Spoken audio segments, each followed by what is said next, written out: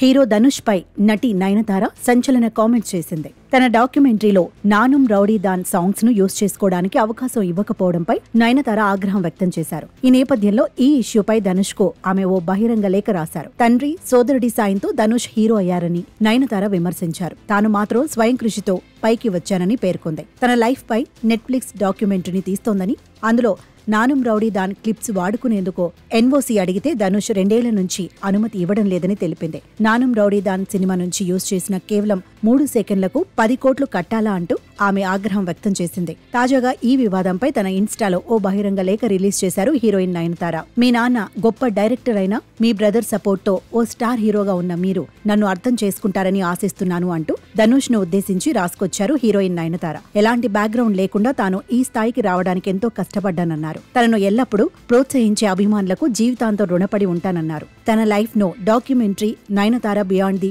Fairy tale కోసం కేవలం తాను మాత్రమే కాదని ఎంటైర్ మూవీ లవర్స్ ఎంతో ఇంట్రెస్ట్ గా వెయిట్ చేస్తున్నారన్నారు. డాక్యుమెంటరీ తీసే టైంలో ఎన్నో ఛాలెంజెస్ ఎదుర్కొన్నానని చెప్పారు నయనతార. మీరు ఆ మూవీతో పాటు తనపై పెంచుకున్న ప్రతీకారం కేవలం తననే కాదు, ఇతర మూవీ సభ్యులను కూడా ఇబ్బంది పెడుతుందని చెప్పారు. తన లైఫ్ లో ఎంతో ముఖ్యమైన నానుం రౌడీ దాన్ సినిమా మాత్రం ఈ డాక్యుమెంటరీలో పార్ట్ కాకపోవడం ఎంతో బాధగా ఉందన్నారు. ఈ సినిమాలోని ఫోటోలు, పాటలు యూజ్ చేసుకోవడం కోసం దాదాపుగా 2 ఏళ్లుగా మీతో ఫైట్ చేస్తున్నా. నెట్ఫ్లిక్స్ లో డాక్యుమెంటరీ రిలీజ్ కు దగ్గర కానున్న టైంలోనూ మీ అనుమతి కోసం వెయిట్ చేశాం. చివరికి తాము ఆశలు వదులుకున్నామని, పర్మిషన్ ఇవ్వకపోవడంతో రీఎడిట్ చేశామన్నారు హీరోయిన్ నయనతార. ఆ సినిమాలోని సాంగ్స్ డాక్యుమెంటరీలో వాడుకోవడం కోసం అనుమతి ఇవ్వకపోవడంపై తను ఎంతో మదనపడ్డానన్నారు.